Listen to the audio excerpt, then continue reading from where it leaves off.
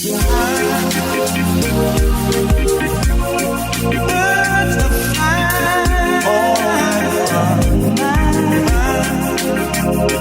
out. Yeah.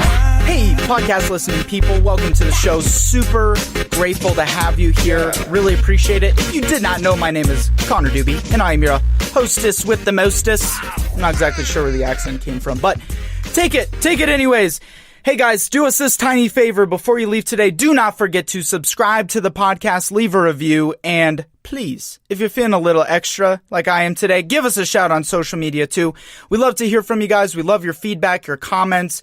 Love the interaction on social media. It's an absolute blast, and your feedback really allows us to continue making this a great show for you, making this a great platform, bringing on awesome guests, and 2019 has just launched off in a really exciting way. And with today's guest, who I'm so thrilled to bring to you the story and the insight and the information from Peter Adams, who is co-author of Venture Capital for Dummies and serves as the executive director of Rockies Venture Club, which is the longest running angel investing group in the U.S. Peter serves as an officer on the board of the Angel Capital Association, the North American Association of Professional Angel Investing Groups. He also runs the Rockies Venture Fund, which is an early stage venture capital fund, and Rockies Impact Fund. Excuse me. This guy does so much, investing in social and environmentally oriented companies. And Peter is a business veteran. He's had over 30 years of experience. And you know the difference between someone who is like an actual practitioner who has real life experience, especially in the space of investing, which is so kind of popularized now. And it's such a, I guess, quote unquote, like a sexy, hot space. And Peter's really been able to like come in and kind of lay out the land for us in this podcast today, being an actual practitioner, not just like someone who is a like high level conceptual type person. So it was really cool. We could have done like probably 5 hours of podcasting. We'll have to get him on again. I had an absolute blast, and Peter is a really down-to-earth guy, even with the high-level people and associations and, money that he's dealing with on a regular basis. So super excited to share. Before we get there real quick, you want to sponsor the show? You want to partner up with us? You want to collaborate in one way or another? It's something we're always open for. Send us an email, milehighmentors@gmail.com. You can always reach us on social media. We can, if you want to find a way to get your brand, your product, your service in front of our incredible audience here in Colorado, let's chat on it. We love collaborating with local businesses and working together. So without further ado, guys, please welcome Peter Adams to the Mile High Mentors podcast.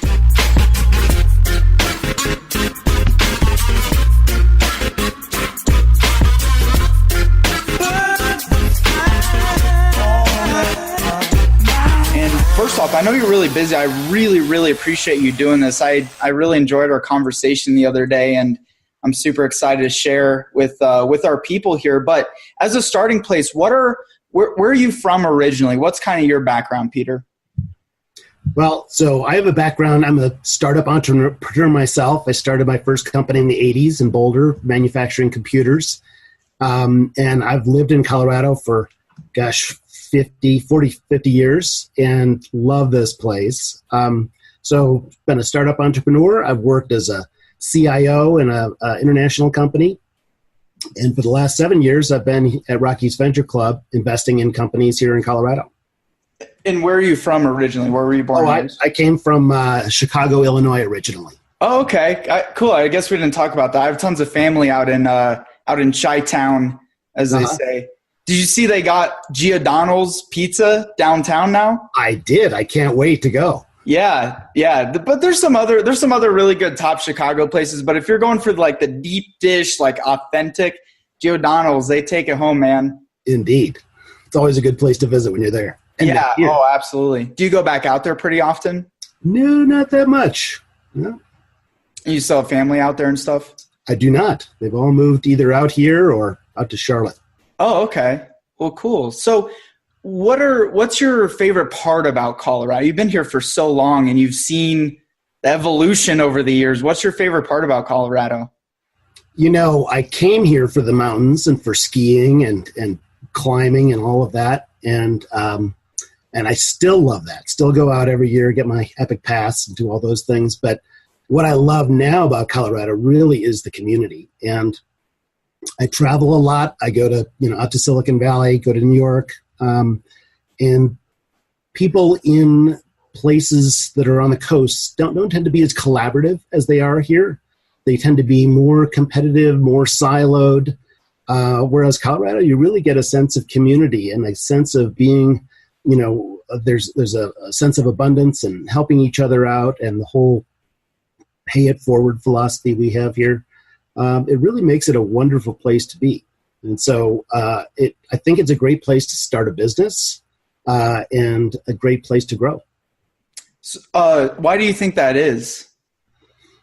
Well, it's interesting. There's actually a lot of causes. Part of it is high altitude. We just don't have as much oxygen to our brains, and well, I guess this predates the whole cannabis thing, so that's not it.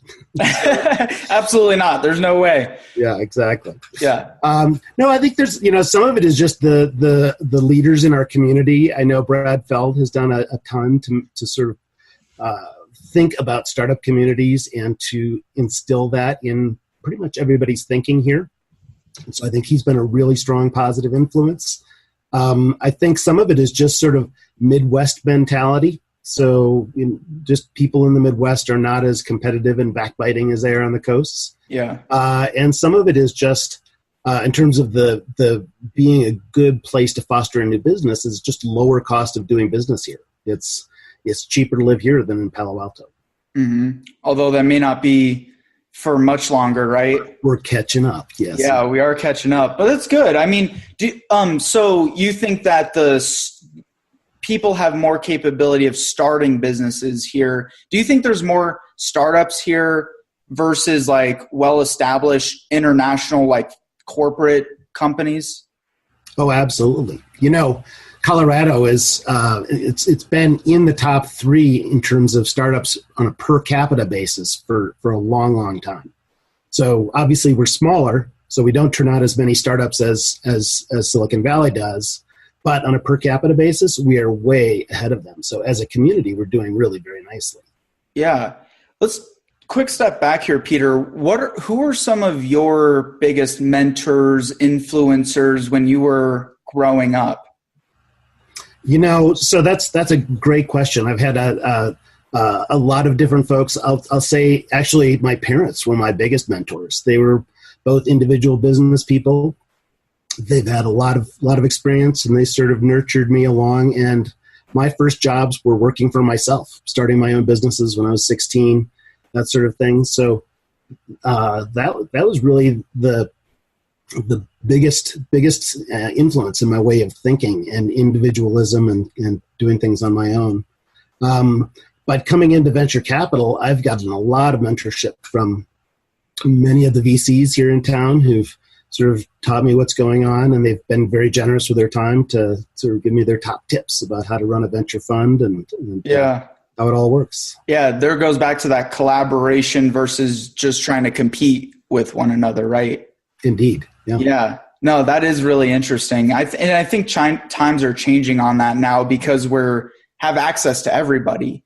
So it's like, why try to compete with one another when we can collaborate, create something even bigger, especially with technology. We're doing this right now. So your parents were both entrepreneurs. They kind of instilled that mentality in you early on. What was your first business that you started at 16? So at that point, I was buying cars and then fixing them up and selling them. Oh, so okay. Figured I wanted a car as a 16-year-old. So I, at that point, go on the want ads and find the best deal. And then I take it to, you probably don't remember this, but there was a company called Earl Scheib back then that would paint any car, any color for $29.95. Huh.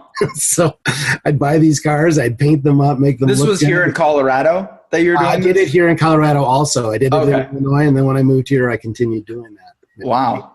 some of my expenses in college. But it made sure I always had a car, and it was a profitable way to do it. That's awesome. Yeah, that's a good model, man. How'd you end up getting into cars? I just took an auto main class in high school, and went from there. Just made it up. Are you still kind of a big motorhead guy? I am not. No. Okay. No. Got it. So you're not super into the sports cars, or, you probably drive, let me guess, Tesla. You drive a Tesla. No, but that would be nice. Yeah. Got it. What do you drive these days? It's a Lexus. Oh, okay. Yeah. Cool. So, when you were younger, you're flipping cars, you knew you had a vision for entrepreneurship. Did you have a vision and passion for startups at that time, or what kind of transpired to the space that you're in now? I went through a series of not a straight line career-wise, certainly. But my first business was kind of, very similar if you think about it. I was flipping computers. Mm-hmm. So the idea there was I was just in grad school working on my MBA. And which was in what? MBA in business. Oh, okay. Yeah. So working on that degree, and then to help pay for that, I started building computers, and that grew and grew and grew. And next thing we knew, we were selling hundreds and hundreds of these things, and we had the state of Colorado contract for all the universities and prisons and the lotto, all those things that were starting up back in the 80s. And we were just selling tons of computers. Yeah. So would you consider yourself more of a design or engineer, like tech person, or more of a sales business minded type person? More of a strategy person. So business, certainly on the business side, strategy really gets my synapses going. I just love that. What do you love most about that? It's sort of like putting puzzles together. It's never easy, and you have to think about all of the factors that are going on, and you have to be able to zoom in order to think about the tactical elements of running a business and how you're going to make finances work and people work and supply chain. And then you got to zoom out and look at the industries and where things are going and where the opportunities lie. Mm-hmm. And so I really love that sort of changing of perspective and looking at things in creative and new ways. Yeah. Are there, people listening to this, what do you foresee? And you can talk like Colorado, what are the top 3 or 4 most up and coming, maybe not most profitable now, but what are the most up and coming industries that you're seeing? There's a ton going on. Colorado, I'll talk about maybe one of the most disruptive, which is the blockchain industry right now. Right. Oh, I'm so fascinated by that. Yeah. Yeah. So that's a huge thing. And Colorado is a leader in that. We're doing the ETH Denver conference every year. It's the largest hackathon in ETH space, and that's really big. I see tons and tons of companies who are now implementing blockchain into their technologies. I feel like this is like 1998, though, with the whole .com thing where, somebody gets socks.com and they go public for $100 million with the URL. I feel like not so much this year, but last year that was the case. And so we're certainly going up the hype cycle on it. So I think in the long run, blockchain is really going to be a big impact on how we do business.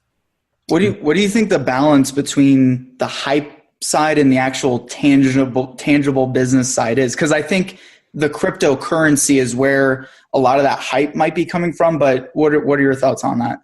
Yeah, and that's, of course, you have to look at those two things separately, right? So you've got the cryptocurrency and blockchain. So a lot of the companies we're looking at are, they're pure blockchain, and they're implementing those in processes. So they're looking at things that need, higher levels of security, authentication, trust, all of those things, and how to build blockchain into those processes so that they're more efficient and effective. So that makes a lot of sense. Ultimately, when you look at a blockchain investment, you look at it in the same way you look at any investment. You say, does this make sense? Does it solve a big problem in a unique way with barriers to entry that are going to allow businesses to operate more effectively? So I think that's the important thing. So we have one blockchain investment. The CEO, had a call with investors last week, and he said, look, because of the whole cryptocurrency, decline in the last few weeks, it's going to be difficult for us to raise money in our blockchain company for our next round. So here's our strategy. It's very smart, thinking forward, understanding how the crypto market impacts investments in blockchain, even though they're not necessarily tied together at all. Absolutely not. So for people who are listening, could you kind of explain what blockchain is, how it relates to crypto a little bit more, and how blockchain applies much more to the enterprise and private sectors? Sure. Well, so blockchain is the bigger, if you're making a Venn diagram, right? It's the bigger circle, and then cryptocurrency is inside of it. So cryptocurrency is basically currency that runs on blockchain. But blockchain itself can do lots of things above and beyond currency. And so when we talk about blockchain, we're talking about, instead of a typical computer transaction that occurs, you go to your computer, you buy something on Amazon, some big database gets credited with money that comes to you from your Visa card or whatever, and all those transactions are registered typically in one server. Now, these things are happening over tens of thousands of servers worldwide. And so you have this distributed ledger where if, half of them went away, you'd still have the information. So you're not depending on any one source. It also makes it virtually impossible to hack it or to change those records, because it's on tens of thousands of computers. Right. So if you think about transactions that need that type of security, then that's the kind of places you need to be at. Well, so the difference between like blockchain and like a PayPal transaction is that blockchain is it's not one source where the transaction's happening. It's coming from multiple encrypted locations, which makes it almost near impossible to hack or to breach. It does that. Plus, of course, you get, right now anyway, you have the anonymity of blockchain transactions when you use cryptocurrency. So if you're wanting to launder money, that's a great way to do it. If you're wanting to buy and sell illicit drugs or whatever, blockchain's the way to go. Yeah. Perfect. All right, cool. If you want to be kidnapping people and get money without finding out where it went, that's the way to go. Yeah. Interesting. So blockchain, like how is it that Colorado is leading the way in blockchain? Is it adaptability, or is it the people here who are actually building blockchain technologies? Well, it's probably both. We've got some people who are leaders in blockchain here. We've got companies like Shapeshift here that are companies that allow you to translate, different cryptocurrencies across each other. Mm-hmm. But we have a ton of people who are creating, real life applications as well that are here. Like PayPal version applications to So here's an example. One company we invested in, 5-6 years ago was actually at that time a fairly boring looking HR staffing company. So they did recruiting and staffing, and then they changed their model up, and now they're using blockchain to track all of the transactions between people who are looking for jobs, people who are the recruiters, the companies who are looking for those people, and then tracking all of the, who brought whom in, who's authorized to do these things, and then do the people stay for 90 days or 9 months or however long they're supposed to stay, and then releasing all of the commissions along the way in a sort of automatic fashion that makes sure everybody gets paid when they're supposed to. Mm-hmm. Yeah. What industries do you think are like adopting or going to be adopting that blockchain quicker than others? Yeah, it's a good question. I mean, certainly the financial industry seems right. Right for adoption with that. Anything where you have ultra high degrees of security. Right. HIPAA compliant medical records. Compliant medical. I mean, frankly, blockchain is way more strict than any HIPAA requirements are, but that's a good example. But other things include things like international trade. You're shipping things over borders, and it's tough to enforce contracts. Now you've got basically contracts built into the process, and so it makes the contracts automatic. What do you mean by built into the process? Like, how do contracts get built into that process? So basically, when you combine sort of a a transactional blockchain application with the cryptocurrency. When I ship you, say, a container load of product, once it's received on the other side, the cash is released, or the Bitcoin or whatever it is released on my side. And you, as the receiver, couldn't decide you were going to do something else with the money. Right. And I know this wasn't where I was expecting the convo to go, but this is really interesting. Do you think that the crypto craze, like, is that going to sustain tangibility, or is it more we're going to move the US dollar more to a model that's similar to crypto? Because like there's nothing that backs cryptocurrency, right? So yeah, ultimately there's not much that backs the dollar either. If you think that's very true, man. Yeah, you're absolutely right on that one. A lot of these are held up in interesting ways. Yeah. So, ultimately there's a value that comes from having a transactional medium. Cryptocurrency's been finding its footing, be it at, $3,000 or $18,000 or wherever it happens to be for Bitcoin. But it's hard to say. I don't see crypto replacing the dollar anytime soon, but I do see it increasing in terms of transactions. Mm-hmm. One thing that's interesting is, despite all the hype, very few actual transactions are occurring in cryptocurrency. If you look, there's a lot, billions of dollars, certainly. Right. Given what we've been reading and hearing, you'd think it would be in the trillions by now globally. And so there's a little bit of, I think some of it has to do with the way that cryptocurrency is translated back and forth between fiat currencies and between different types of cryptocurrencies and those transactional costs. So I think companies like Dapix, which is a company we invested in, are solving some of those problems. And once they get in place, I think we'll see a lot more cryptocurrency transactions occurring. Mm-hmm. But it's slowed down pretty heavily recently, like just even the last several weeks, like you had mentioned, right? It's a period of uncertainty. Yeah. Do you have cryptocurrencies? I do. You do? Okay. Mm-hmm. All right. We'll have to talk on that offline. I'm curious. I'm fascinated by it. I haven't procured any. I'm just more like watching from afar everything that's going on, and it's interesting times we live in. It is indeed. Yeah. So Peter, what led you into the investing side of things? Well, that's always been fascinating to me. Just watching how venture capital works. When I after getting out of my first company, I had learned a lot about funding companies, and I spent time consulting with companies who were raising money and helping them. And it's an interesting space because there's this huge potential opportunity. I see a lot of people need a lot of help with strategy. Strategy on the investing side or on the starting their company side? Well, I'll talk about that in a second. But certainly right then I was thinking about the entrepreneur side. Yeah. People have ideas, and there's a big gap between idea and execution. And sort of spanning that gap is really exciting for me. Sort of helping people take these ideas into reality.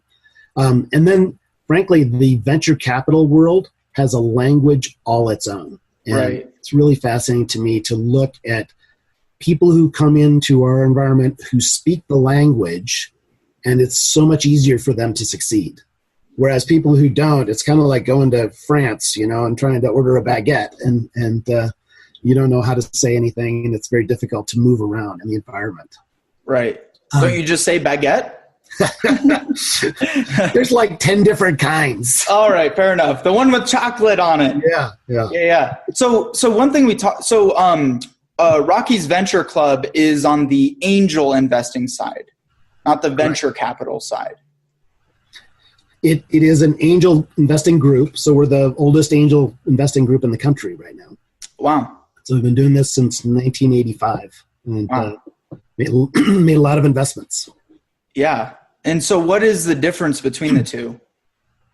So if you think about what happens in funding, there's a life cycle. And really early, when you got the idea and the concept, those people are funding money, basically from their friends, family, fools, the 3 Fs we call it. Yeah, you called it the 3 Fs the other day. I thought that was interesting.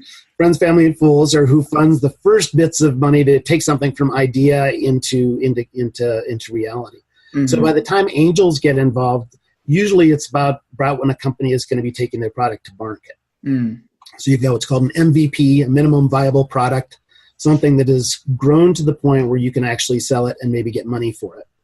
And then angel money is typically $250,000 up to $2 million, and there's a range there.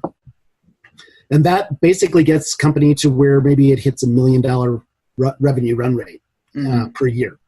And then you move into venture capital where you have larger amounts. You're raising anywhere from $3 to $10 million for your first round, and you're gonna be using that to scale and grow really large. So the angel investing side is a little bit is on the more closer to concept to viable sellable product, and then the venture capital side is when you got a profitable business, but you want to pump more cash into it to grow quicker. Yeah, exactly. The way I think about it is basically with any business, you're kind of creating this black box where if you put some money in, then you crank the handle and you'll get 10 times that amount of money out on the other side. And that's the cost of acquiring a customer to the lifetime value of the customer. And so the angel money is to figure out, how does that box work? And then the venture capital money is to stuff it full of as much money and crank it as fast as you can to get it growing. Right. Yeah. So you mentioned taking from concept to actual tangible product. Have you found yourself mostly investing into product-based businesses or service-based? Like what's a split on that? Yeah. It's interesting. It's probably 70% tech, easily. Mm-hmm. And that just is the nature of things. Tech has the ability to scale. It has high acquirability on the back end, so we have a way to get profits on our investments. But we also look at a lot of consumer goods. So we just invested in a company called Sheets and Giggles, which is Sheets and Giggles. I know it's a sheet company. Come on, no! That is awesome. No, and it's. I just have to say, I wouldn't normally be investing in a bed sheet company, except that the CEO is an absolute genius. And he's creating a really strong brand, and he's got supply chain figured out and unique stuff with this papyrus. With the product, or rather eucalyptus-based fabric. So really cool. And are they here? Are they local to Colorado? Yeah. Okay. Yeah. I'll have to talk to this guy. That's hilarious. He would be a great guest for you. He's super fun. And did you discover him, or he came and sought you guys out? Gosh, I don't know. We see so many deals. I don't know who came to whom first, but we definitely have been swimming in the same circles for a while. Yeah, that's really interesting. So, you mentioned like one of the things that is a challenge for most people is taking that from concept to tangible, sellable product or service. What do you think are, if you had to give 3 or 4 top tips on that, what would they be? And also, what are some of the biggest mistakes people make in going through that process? Sure.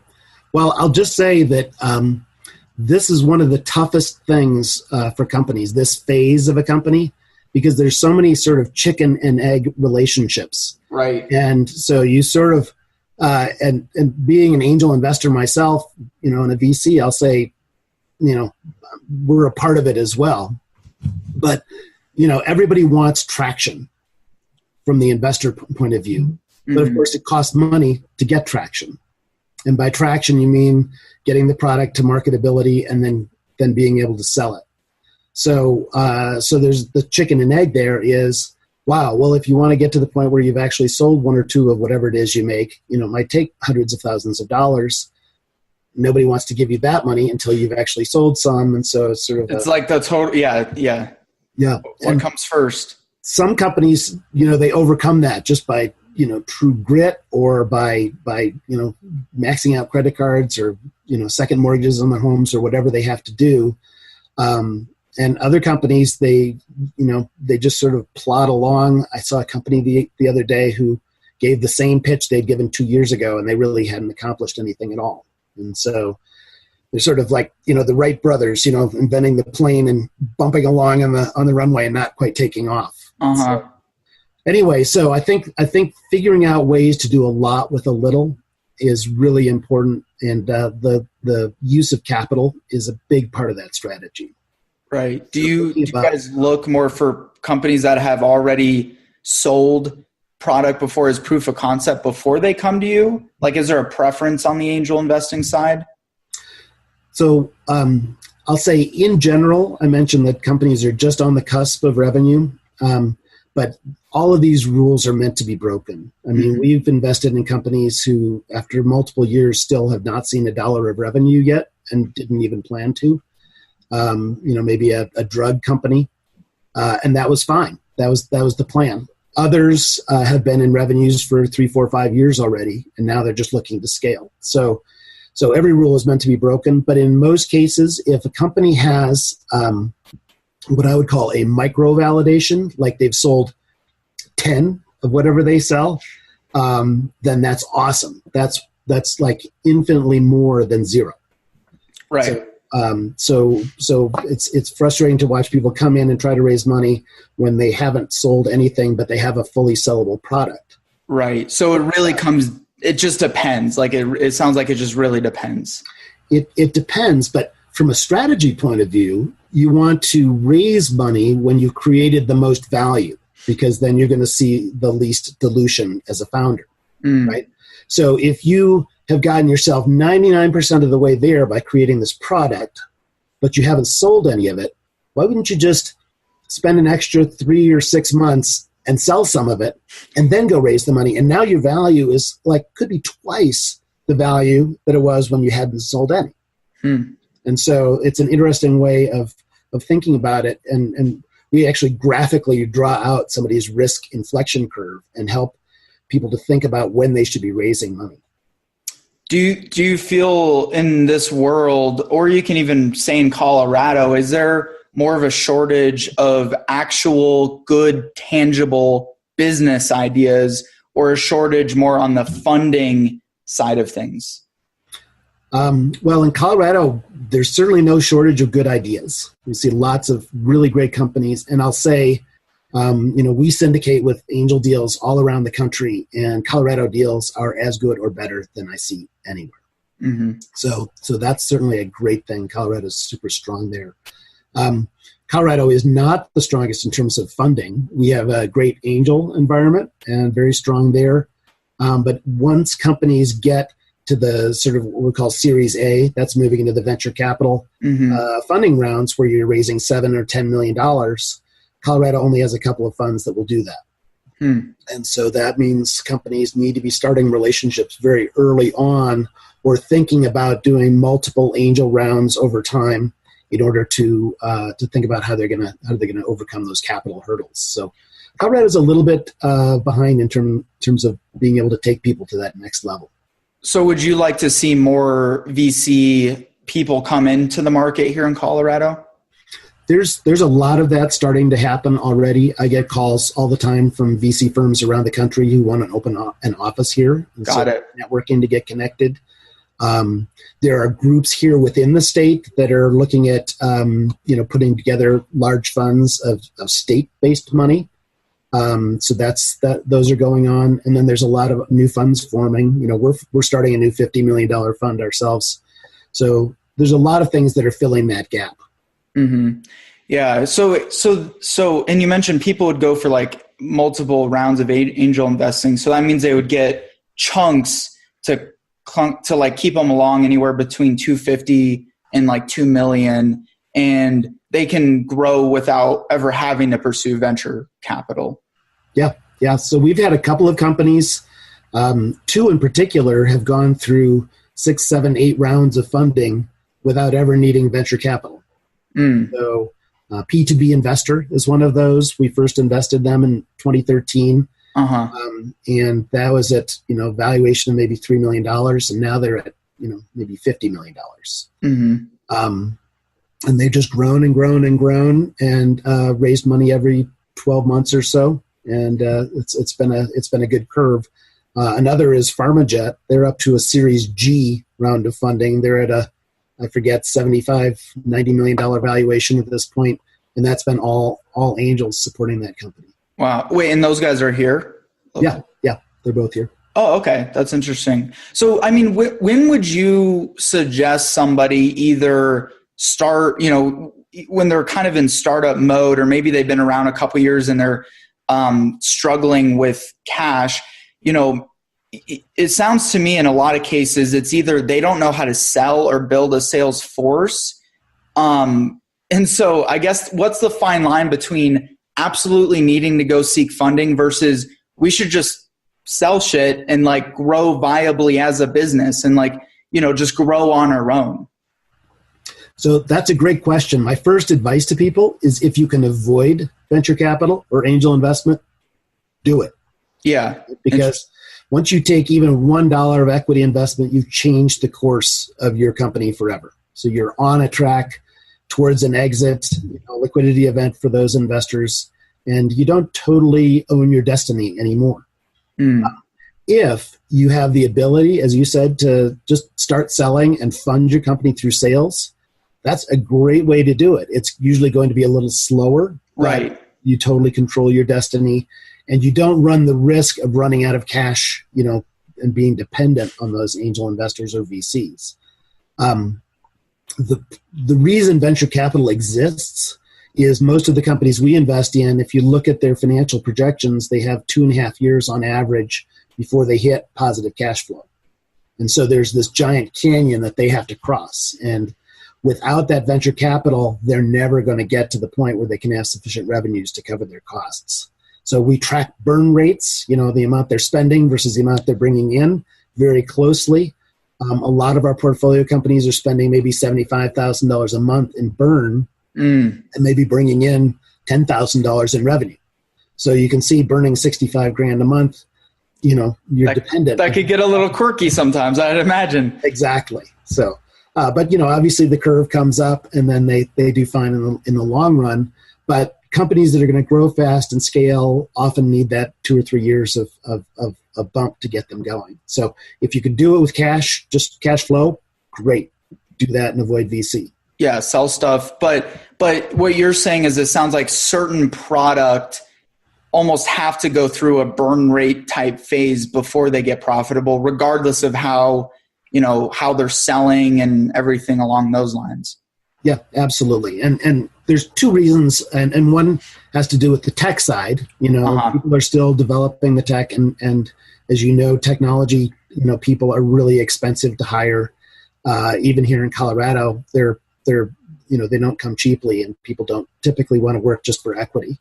So to pay for those people to continue to create, even if you have a minimum viable product, you've always got to be developing it and making it bigger, and that's expensive.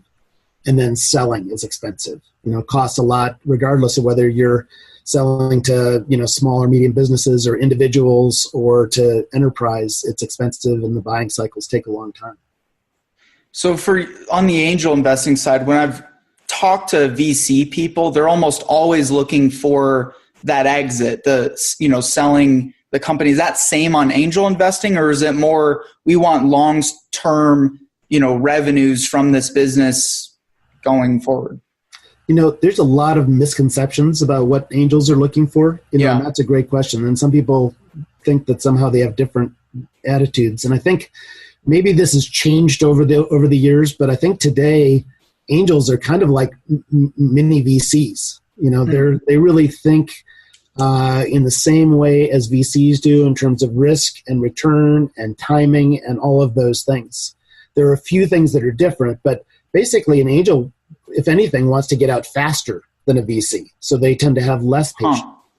And here's 2 reasons why.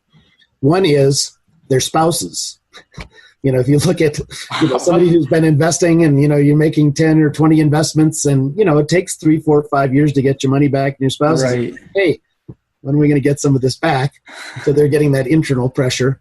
The other is they can, when they have an exit, they can turn around and reinvest And so they're looking more at tracking their profitability by IRR, the internal rate of return. Whereas VCs are looking at their profitability as a multiple of the amount they invested.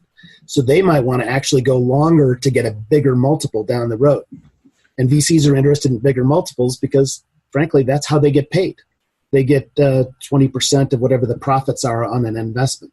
So if they could, double somebody's money in 6 months, which would be a huge IRR, right? That'd be a 200% IRR, 400% IRR. That would be great numbers-wise, but they'd only get 20% of that small number, whereas they'd rather have 10 or 20x over 5 or 10 years. So angel investing is looking to turn quicker. Would that be the case where maybe the company doesn't exactly sell to IBM or something like that, for example, but as an angel investor, would those venture capital people come in, pump in 20 million to the company, and that is the angel investor's exit from that term? So you'd think that would be pretty common, but so far it has been not that common. At least in the U.S. In places like India, typically the institutional VCs will take out the early investors. But here, there's more and more of a trend for that to happen, but it's fairly nascent. So I would say we may be looking at our first deal ever where that happens in 2019, where we're taken out by the VC. So most of the time, if you think about how venture capital works, you want your money working forward. Every dollar you want put in, you want that to be growing the company and creating more value. If you're taking out early investors, that's dead capital. That's, every $1 million you put in to take out an early investor doesn't actually move the company forward because the company doesn't get it. Those early investors get it. So it's sort of taken out of the ecosystem. So I think that's why VCs have typically not taken out early investors. But strategically, it can make sense for them to take larger chunks of the company. And so I think, and VCs also tend to have a lot more cash now.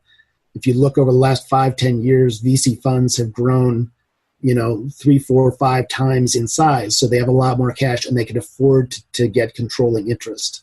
And that gives them different options than if they just get, a 20% equity stake. Yeah. Do you think that's going to take a significant dip when the economy crashes in next? If you look at what happens to venture capital when the economy dips, there definitely is sort of a recoil. So some of that optimism and taking out early investors, that certainly may drop, and cash certainly gets tighter. The other way to look at it, though, is when the economy dips is probably the best time to get into venture capital. Really? Because others are starting to kind of scale back a little bit. Yeah, you're riding over the peaks and valleys of those economic booms and busts. Because venture capital is looking at a 3 to 7 year timeline, whereas if you're just investing in the stock market, that's going up and down all the time. So getting in when the economy's down is a really great time to get in on VC, because then you can ride it up during that same cycle you'd be in on if you were just investing regularly. So dummies like me, if I go and read Venture Capital for Dummies, could I go start an angel investing fund or venture capital fund, even though if I was broke off the streets, had no money to invest myself? Is it more about bringing in the right group of people, and that's what makes a great angel investment group or VC group? So, well, first of all, the Angel or Venture Capital for Dummies book is actually written for the entrepreneur. It's not written for somebody starting up a venture capital fund. But it would still be good information, but it wouldn't, there's a totally different set of questions that you have if you're going to start a fund versus if you want to get funding from a VC. Right. So you'd learn some things, but that would not be the place to go. But to start a venture capital fund, there's a lot of legal background, and you have to set up as a limited partnership, and there's all these things that go into that.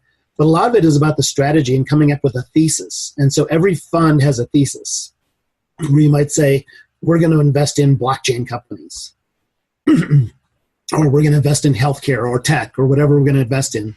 So you come up with a thesis, and then you, of course, set up the legal structure, and then you've got to go out and raise the money. And so this is where VCs, realize, oh, you got to be out pitching just like the companies who come to you. Yeah. Yeah, that's interesting. So developing that credibility is really important. Yeah, but again, so like anybody could kind of start up a VC fund on their own with the right approaches, just like starting any other business. Yeah, exactly. Yeah, anybody can set one up. You probably need, $100,000 or so to do the legal and the marketing and all that stuff. Yeah, to get it going, and then of course we have some funds here that have been raised for as little as $500,000 to $1 million of capital. Mm-hmm. It makes it. If you think about fund economics, the way funds make money is they make 2% typically in fees on their funds under management, and then 20% of the profits. So if you raise $1 million, that means that you have $20,000 in fees to run that fund with for a year. And you have all sorts of expenses like insurance and banking and legal. That means you probably don't have any money left over for salary after all that. Right. So there's sort of there's some. So you got to find another way to keep your spouse in check. Then, right? Exactly. So funds typically tend to either be they're going to be larger usually to support somebody. Yeah. Not to shift directions too much, but ever since I read the book Bold, I've been massively fascinated by the bridge between companies that are doing good for the world and how that intersects with technology and profitable businesses that are in business for profit, but also for impact. And you mentioned impact the other day when we were talking. Can you explain what impact investing is and where that's headed and why it's becoming more popular? Sure.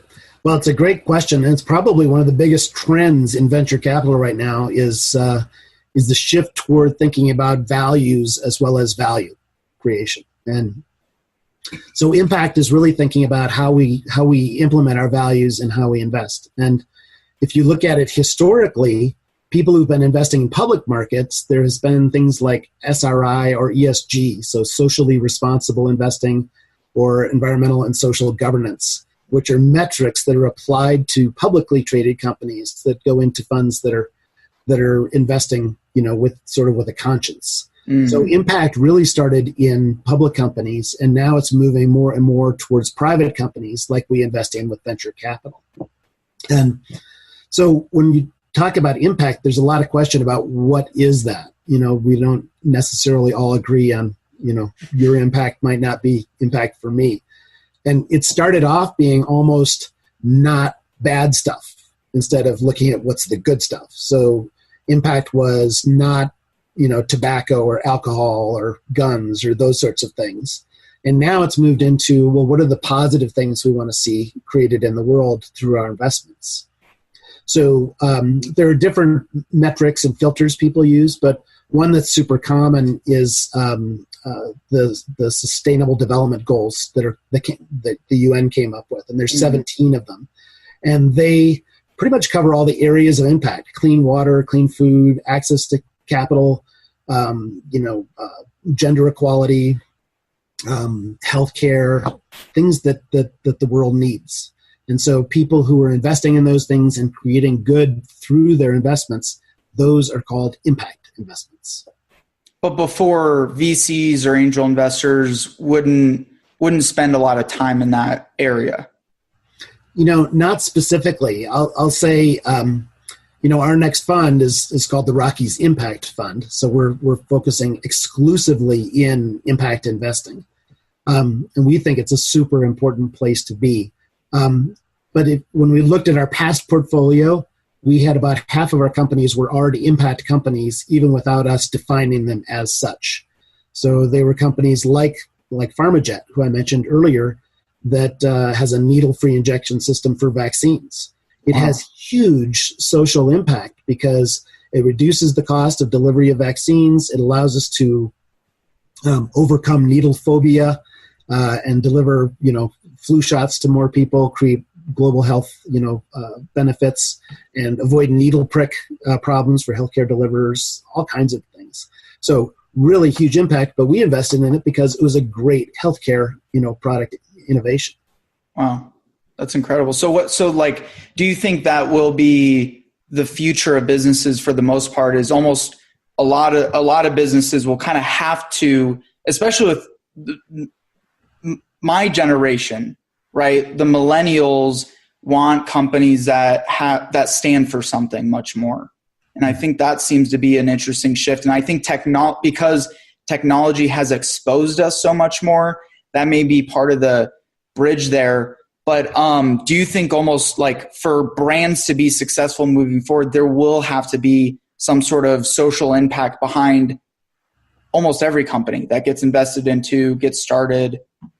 Yeah, I couldn't agree more. I think there's a huge demographic shift. We're seeing the greatest wealth transfer in history now, to the millennials. And millennials have this value of things with meaningfulness. You see not wanting to own stuff, but be more involved in experiences. You see people caring about the environment, caring about the communities they live in.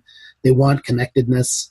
Those are all really, really good things. And so as we see those funds shifting from one generation to the other, you'll see those investments happening.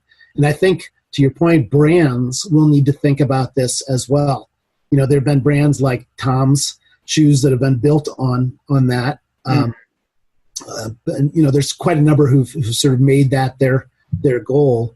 But I think pretty much all brands will need some sort of a stake in meaningfulness and in impact. And when are you guys full force with the Impact Fund? When is that going to be a huge public push? So if you think about life cycles of funds, we've just this month begun our raise of the fund. So we'll pretty much be beating the street for the next year, raising the money, and then we'll start investing sometime at the end of next year. Okay. Well, hopefully this podcast will catch the ear of someone out there and they'll come reach out to you. Let's hope. Yeah, I love it. I love that you guys are doing that. Are there other VCs and angel investors here in Colorado that are doing impact related funds that you're aware of? Yeah, Colorado is pretty much an innovator in impact. So I don't know if you rank all 50 states, but we're certainly in the top 5 in terms of focusing on impact. So we have a lot of folks here who are doing things. There's a conference coming up in March, Colorado Impact Days. That will be a great event. And we have some impact funds like Aravaipa Fund that's been around for a long time, investing in environmental type impact companies. So there's a lot of people doing a lot of things here in Colorado on impact. Yeah, I love it. That's so awesome. I was so excited when we were chatting on that the other day. So Peter, what else would you like to share while we're here? You got the audience. Gosh, there's so much. We'll do some other podcasts, and we probably didn't touch like a fraction of everything we could talk about, but. Mm-hmm. Well, I don't know. I guess, if I was going to give advice to people, as far as, if they're entering into thinking about raising venture capital or angel investment, that, the one bit of advice I give people is the second habit from the 7 habits of highly successful people. And that was begin with the end in mind. And so many people have this great idea and they fall in love with the idea and they get passionate about it and excited, but they don't really think things through. But if you come to investors and you haven't really worked out your strategy and don't really see where this thing is going, it makes it really hard to raise money. So if you ask me what the one thing that differentiates companies we invest in from those that we don't, it's probably those that have really thought through their process. They've broken it down into phases. They've been really smart about it. They understand the risks, and they're still there, but they've mitigated them in some way. But they've really got a roadmap, and they understand that there's a lot of uncertainty, and they're comfortable with that uncertainty. And the way they deal with that uncertainty is by creating a roadmap, but being willing to iterate it and pivot at any moment. I love that. Those are the 2 things, I guess. First, beginning with the end in mind, and then having that comfort with the uncertainty that I look for in CEOs that I invest in. Yeah. Well, and at this stage in your life and career, although that applies for angel investing and seeking capital, that's everywhere in your life, right? Like to really be a successful person. Absolutely. Yeah, it's a lot of steps. Makes it a lot easier when you start that way, and then all of the decisions just fall right into place. It's a good way to be. And surrounding yourself with great people like Peter. Perhaps. Unless he's using blockchain to kidnap people, then not so much. Yeah. Don't count on that. Yeah. Well, hey, man, this has been really great. I'm super grateful for you giving us the time. How can people get into contact with you and keep in touch? Great question. So I'll just give a quick ad here at the end. Sure. So Rockies Venture Club, it's a nonprofit organization. So you can find it at rockiesventureclub.org. And we have programs both for entrepreneurs who want to learn the language of venture capital. You can come take classes. We got workshops, masterminds. Bring us your idea. We'll tell you if it's good or not. If you're working on a pitch, we've got a pitch academy every single month. So lots and lots of ways to engage. And we do pitch events every month that are open to the public. So you can go to that website and register for those events. If you're interested in being a shark in the Shark Tank and investing, then we also have these angel groups around the state, and you can go to rockiesventureclub.org and sign up to be an angel investor. And so we deal with both sides. We're sort of Switzerland. And so by visiting that website, you can sort of see what the resources are, and we have a lot of fun. What's the weirdest pitch you've ever gotten? And it can't be sheets and giggles. Gosh, I've seen a lot of weird ones. Actually, I just got one yesterday that is really strange. It was a pitch for a guy who's helping angels to make good decisions by being a clairvoyant. Huh. So, sort of getting out as a Ouija board and telling you which investments are going to work or not. Did you get your fortune told? Yeah, pretty much. I went to his website. I couldn't believe it. And I was like, it doesn't look like a very good business model to me. Yeah, and so he actually got in front and pitched you guys on the idea to invest in his business. No, we didn't let him get in the. Oh, got it. So we see about 1,000 deals a year, and we have to screen out 99% of those. And so, how many approach you typically before you see 1,000? So we see 1,000 a year, and then we pitch maybe 75 a year. Yeah. So that's the funnel. We started 1,000. Yeah, I see. Pitch 75, and then we invest in maybe 20 or 25. Got it. But the 1,000 may not be like a formal pitch. It may be some guy who bumps into you in a coffee shop and is like, "Hey, Peter, by the way, I'm going to be a clairvoyant for angel investors." You're like, "Sure you are, bud. Good luck with that one."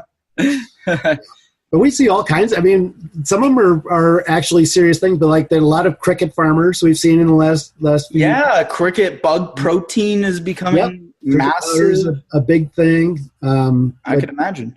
But there's, we see a lot of aerospace deals, healthcare deals. We see natural food and beverage deals. We probably never get bored at any point in time, right? Never, ever get bored. I'd imagine. Stuff. Yeah. Well, again, Peter, thanks. We'll have you again here soon. I'm going to wrap this thing up. And guys still listening, really appreciate you. Don't forget to subscribe and leave a review before you go. See you next time.